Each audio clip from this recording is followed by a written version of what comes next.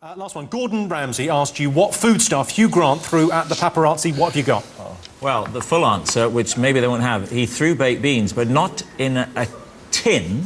In fact, in a Tupperware container. Well, yes, he did. He was annoyed by the paparazzi. He said, "This really isn't bloody on. Just wait there a minute." And he went in, opened a tin of beans. And I'm not going to throw them in the tin. That could do some real damage. Emptied them into Tupperware, sealed the lid carefully, checked it. Right, now you bloody well stand still.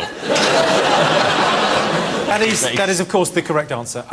Lily and Jonathan. We did put bakey beans, which I believe, but we didn't. We knew they were in Tupperware. We just didn't think it was worth mentioning. OK, Noel and Russell, what did Hugh Grant throw at the paparazzi? Well, actually, we put a Tron suit from the film Tron. Well, you're absolutely wrong. Luckily, we did put or pork. What's worrying, actually, Jimmy, is that the instant that question was asked, Noel turned to me and went, "It was baked beans. Gordon Ramsay threw baked beans." And I looked at him with pride and joy, and he said, "We ain't fucking putting that, though." We've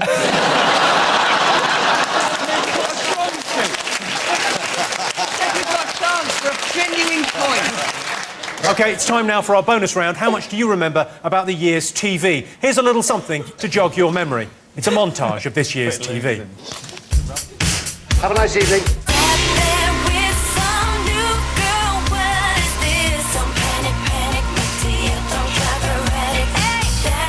Escort, hooker, prostitute, whore, I don't mind what you call me. That's just semantics.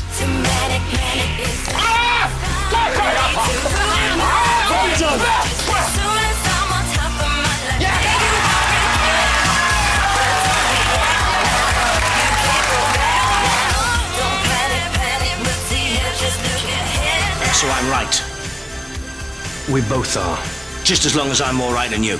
Do they find the defendant, Tracy Lynette Barlow, guilty or not guilty of murder? Guilty.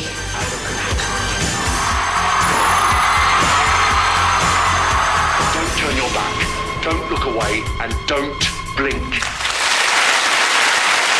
Spooky Doctor Who there. OK, that was Doctor Who telling you not to blink. What I'd like to know is what would happen if you ignored Doctor Who's advice and blinked. I know, whoa. I know. Write it down. All right, you all got something for that? Rob and David, my favourites. Thank you very much. Yeah. We've written turn to stone. That is the wrong answer. Yeah, it's wrong. OK, Jonathan, Lily, what's your answer? We wrote, Doctor Who, statues come alive. Because if you blink, then they come alive and get closer to you. And every time you blink, they get close to you. And I've also drawn a picture of the TARDIS, a picture of a Dalek, and a picture of Billy Piper.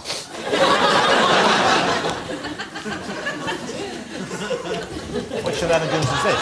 What they've done is they've copied the wrong answer.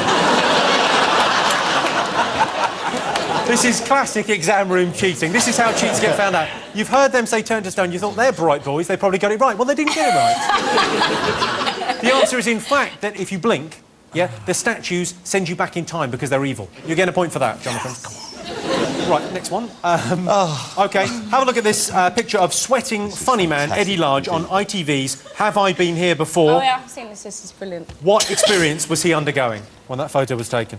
No, it's not. Have you seen this? Yes. Did you know what it is, then? Don't get all beef in my face, girl. Listen, Jonathan, right? OK, on to the answers. What have you got? Rob and David? Past life regression. You've got regression. OK. Noel and Russell. Well, he is cruelly subjugating his partner, Sid Little, sex-wise. So you think in that photo, Sid Little is... Just at the bottom of the frame, performing an act on Eddie, with or without consent, possibly in a Tron suit. Well, Lily doesn't know what Tron is. She's got no idea what you're talking about. It's a bit like bumming, but more electric. OK. Shall we... let's have... well, you got it right. It was regression, past life regression. It's... David, you're a historian. I think you'll enjoy this because some of the historical fact is so detailed. It's incredible. It really does make you believe in it. Have a look. Regression therapist Andrea Fowkes believes that if Eddie is in a state of deep relaxation, he'll be able to access the part of his brain where memories of his past lives are stored. Wearing any clothes? I'm wearing a kilt. I'm in Scotland. And do you have a name? I'm Jock. Jim Campbell. Wee Jockey Campbell. and the Highlands. Because we want to fight everyone. And who are you fighting? Probably the English. And what year is it? 18 something, might be 17 something, I don't know. We're going to batter the English. And where are you hoping to batter them? I don't know. Some field, they always pick a massive field for battles. Well, I have to say, I'm convinced. There's no way you could know that kind of period detail. Jock Campbell could be a Scottish name. There were battles in the 17th, 18th and 19th Where did the battles centuries. take place, David? Often in a large field. OK, here to ask our final TV bonus question, I've got two very special visitors. Will you please welcome the King of the Jungle and his gorgeous campmate? It's Christopher Biggins and Cerys Matthews.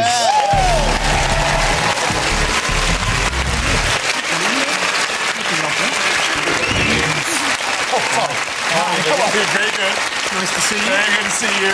Well, firstly, congratulations. I'm thrilled that you're here. Thank you. It's nice to be here, isn't it? Very nice. Hello, how are you? I'm all right, thanks, Christopher. You can call me Biggins. I certainly shall. I might drop the last syllable. They all say that. Not afterwards, they're usually crying. What was the hardest thing about being in the jungle? Biggins.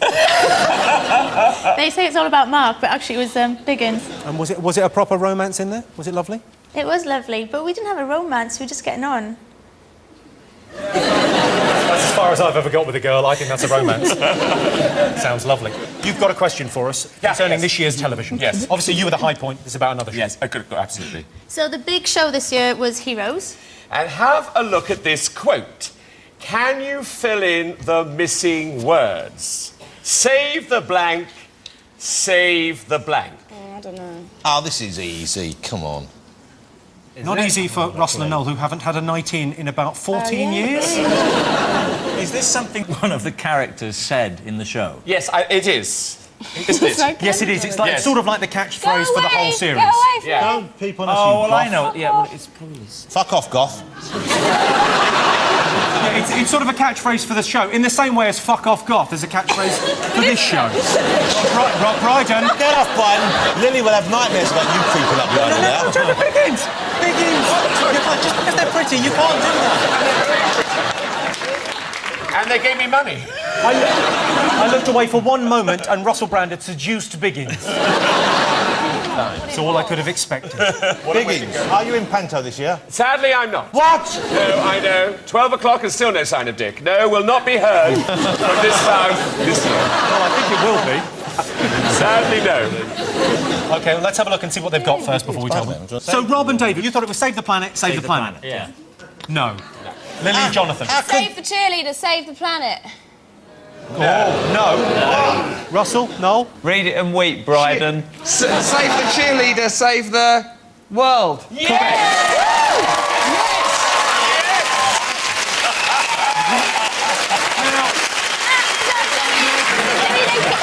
Biggins showed them. No, I'm sorry, I did not. You must have been mistaken. Thanks, Christopher. I really don't you think, don't you? I can't believe it.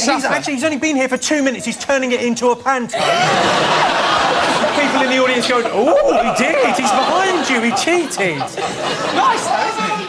Oh, yes, he did. OK, ladies and gentlemen, a big hand for Christopher Biggins and Cerys Matthews.